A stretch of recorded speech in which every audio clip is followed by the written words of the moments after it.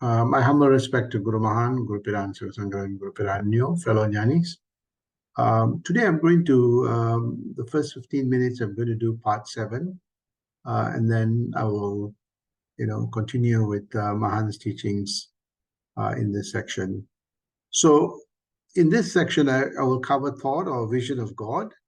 And I spoke about the doors that is within ourselves, the doors of self. Many people find it very difficult to cognize the self. They're so caught up in this material world that, the notion of the self is very abstract and find it very difficult to comprehend this, though it is core to our being. And I'd like to, as I described in the previous satsang, that we have 4 doors to the self, and for many people, they find it hard to cognize because these doors are closed. And through the practice of introspection, contemplation, reflection, and meditation, I spoke about how one by one of these doors open up. And I spoke about in the previous satsang about how when one starts intensifying their introspection, contemplation, reflection, and meditation, you start getting, the mind becomes more quiet. You start getting certain supreme experiences. The first door starts opening up, I spoke about, the supreme experiences of silence, mind becomes more focused, and close to about 30 experiences or qualities of the self that starts emanating from oneself. So it's very interesting, most people are looking for something, tangible, visual of what the self is. But actually the self is actually something which is experiential, and it slowly opens up, various experiences of this magnificent, infinite self. So you see that I covered this in the previous, from silence up to, the sustaining power. Before you did not have the sustaining power, you get tired, but now through this practice, you become more and more, mentally and intellectually strong. Mahan also spoke about the Summa Irkum Sugam. You get this unconditional joy and happiness. Nothing to do with the material world, but you feel that inner joy, and that's a glimpse of that self. Then I spoke about as the first door opens, you see that the second door opens up, which is you start to get enlightening experiences. Your mind becomes more and more inquiring. You have that explorer in you that starts showing up, and slowly close to. But for me, at least practicing this over the many years, I started getting glimpses of that self in the various experiences. Sometimes it's very difficult to describe. There's no words to describe. So a little bit of research and intensity, you can get an approximation of what that description is. And what's really interesting is you feel that experiences, but when you read the scriptures, you see that some of these words jump out very, very clearly in the sense that you see, other great saints and sages have experienced similar things. There's a sense of a eureka moment for them, experiencing something that they have never experienced.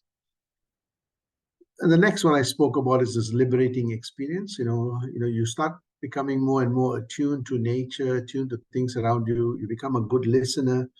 In that listening, you start feeling the reverberation of the divinity, and that vibration, that oneness. And you start seeing that, you become more and more open and more liberal in your perspective. Before, maybe very dogmatic. Now you become more and more kind of, liberated.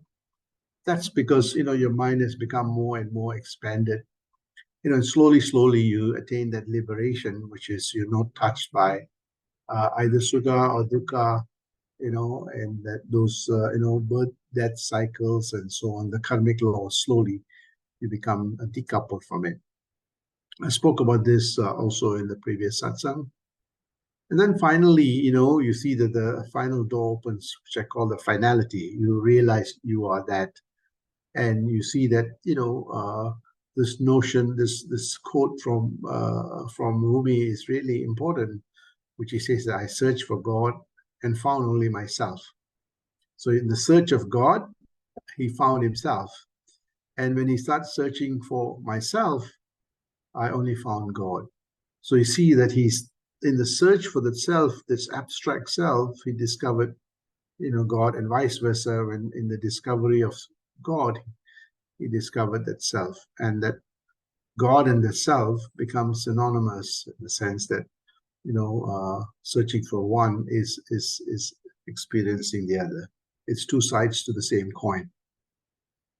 So in this context, what do we experience? This finality that Mahan and Rumi are speaking about. The mind becomes really frictionless. You're not impacted by anything. You become things become more smoother.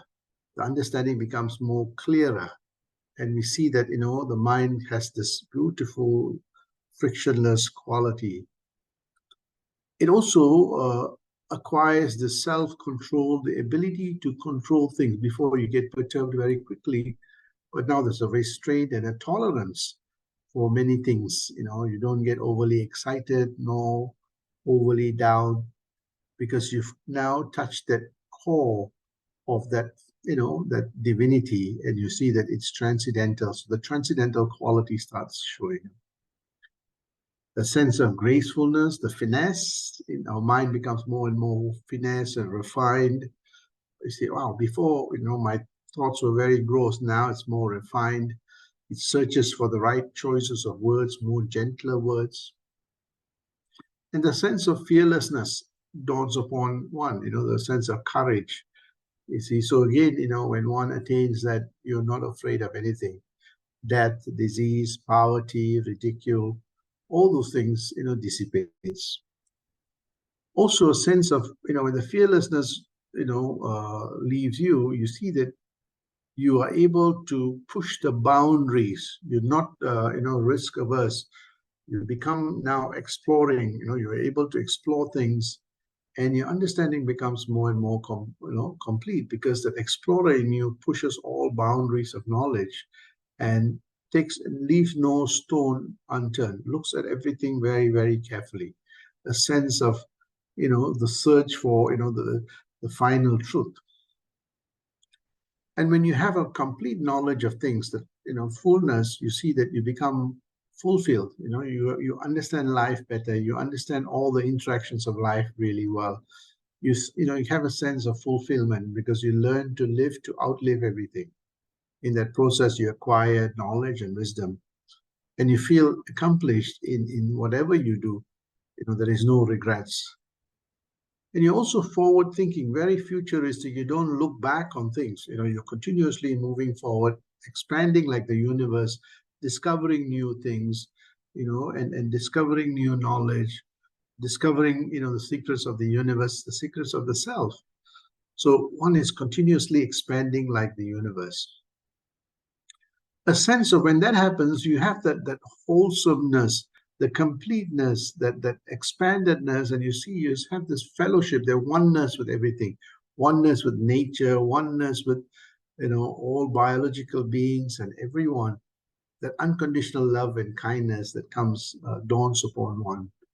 And this is the glimpses of that self, right? And, and you're now describing the self in a multi-dimensional perspective. You get a fantastic kind of a boost, wow, this is what life is about. This is what all the experiences are. The choices of words becomes like inspiration, fantastic, superb, awesome. And it's describing that state of that mind that is experiencing that self and experiencing the world through that self. As Swamiji says, Summa irkum sugam, that unconditional, happiness. And a sense of freedom comes in. You break away from all the limitedness, the limitations, and so on. And that is what, one gets through this, the glimpses of that self. The finality is that, you kind of escape from all this, sukha dukkha's, birth, death, cycles, and so on. And life becomes so nice and really blissful. And this is what, the glimpses of that self is, and this is what when one attains that in the four Mahavakyas, says, that I am that, uh, this is Atma, this Atma is the Brahman. So the self is the Brahman, which is transcendental to all the qualities that I spoke about in the last few satsang. And I'm Brahman. Brahman is a pure consciousness, not perturbed by anything. And finally, Mahan speaks about this is what that I, God is. That I, that self, is nothing but God. And this is what I will speak about, how that self and that God realization state. So we see that, in this context, all search for God stops, because you become the center, you become the fulcrum and, pivot of that divinity, that God. Everything starts and ends with you. Everything, the epicenter of all divinity or God starts with you.